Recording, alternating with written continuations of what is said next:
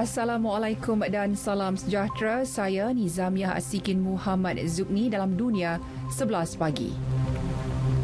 ASEAN dan Amerika Syarikat perlu mewujudkan satu ekosistem yang kondusif bagi memastikan rantaian bekalan global sentiasa tersedia. Perdana Menteri Datuk Seri Ismail Sabri Yaakob berkata langkah itu penting dalam menangani isu jaminan kesihatan dan pemulihan pandemik. Menurutnya, kedua-dua pihak juga perlu bekerjasama dalam pembangunan vaksin melalui program penyelidikan bersama, perangkaian dan hubungan dalam bidang berkaitan vaksin. Malah perkumpulan 10 negara anggota itu dan Amerika boleh mengukuhkan kerjasama dalam pengesanan pengawasan dan tindak balas terhadap penyakit berjangkit serta ancaman kesihatan yang muncul. Sementara itu, pemimpin ASEAN kekal tegas dalam beberapa isu antarabangsa semasa pertemuan mereka dengan Presiden Amerika Syarikat Joe Biden. Datuk Seri Ismail Sabri berkata pemimpin ASEAN juga menunjukkan pendirian bersama ketika membincangkan isu Rusia-Ukraine dan Laut Cina Selatan. Tegas beliau, ASEAN mahu krisis Rusia-Ukraine diselesaikan melalui meja rundingan.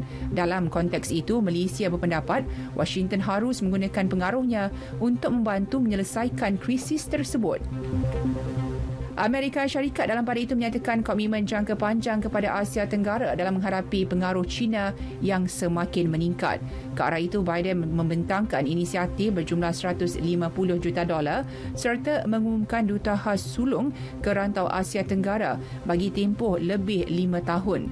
Biden juga berikrar memastikan rantau itu bebas dan terbuka, stabil makmur serta berdaya tahan dan selamat. Dalam perkembangan lain, Biden dan Raja Jordan, Raja Abdullah mengadakan pertemuan maya bagi mencari penyelesaian segera menghentikan keganasan yang semakin memuncak di Israel dan Tebing Barat. White House dalam kenyataan maklumkan kedua-dua pemimpin berbincang mengenai mekanisme mendesak untuk mengurangkan ketegangan tersebut. Sementara itu, Majlis Keselamatan PBB sebulat suara mengutuk pembunuhan wartawan Al Jazeera Shirin Abu Akleh ketika membuat liputan mengenai serbuan tentera Israel di Tebing Barat Selasa lepas. Ia amat jarang berlaku dalam isu berkaitan Israel. Badan itu juga menggesa siasatan segera, teliti, telus dan tidak berat sebelah dijalankan terhadap pembunuhannya. Menurut seorang diplomat, China berjaya mendesak Amerika Syarikat untuk menghapuskan perenggan mengecam penyalahgunaan yang dilakukan terhadap media di seluruh dunia, mempertahan kebebasan dan menggesa pelindungan kumpulan itu semasa membuat liputan operasi ketenteraan.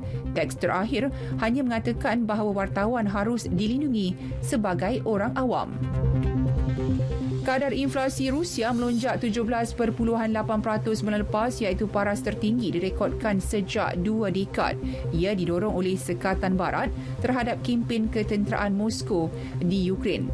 Agensi statistik Rostat memaklumkan inflasi harga makanan telah mencapai 20.5% tahun ke tahun. Sementara Bank Pusat menjangkakan inflasi tahunan Rusia boleh mencapai 23% tahun ini. Sebelum kembali perlahan tahun depan dan mencapai sasaran 4% pada 2024. Korea Utara melaporkan 21 kematian dipercayai demam. 2 hari negara itu mengumumkan kes kematian pertama akibat COVID-19. Menurut laporan agensi berita KCNA, seramai 174,440 kes demam baru direkodkan semalam. Bagaimanapun, jumlah korban COVID-19 tidak dinyatakan. Korea Utara kini menguatkuasakan perintah berkurung di seluruh negara. Sukan badminton Piala Thomas 2022 di Bangkok, Thailand, India semakin hampir mencipta sejarah menjulang piala buat pertama kali setelah meraih kemenangan dramatik 3-2 ke atas juara edisi 2016 Denmark. Perlawanan separuh akhir itu menyaksikan perseorangan ketiga mereka, Preno HS, menjadi wira selepas menang 13-21, 21-9, 21-12 berdepan Rasmus Gemke. India akan bertemu Indonesia di pentas akhir yang kini dalam usaha mengekalkan kejuaraan mereka selepas mengalahkan juara edisi 2014 Jepun 3-2. Dalam saingan Piala Ubah pula, juara bertahan China meranapkan harapan tuan rumah Thailand untuk ke peringkat akhir dengan kemenangan 3-0.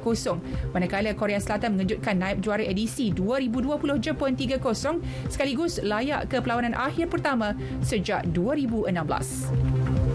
Sekian berita yang disunting oleh Muhammad Fadli Osman dari Pusat Berita RTM. Assalamualaikum dan salam keluarga Malaysia.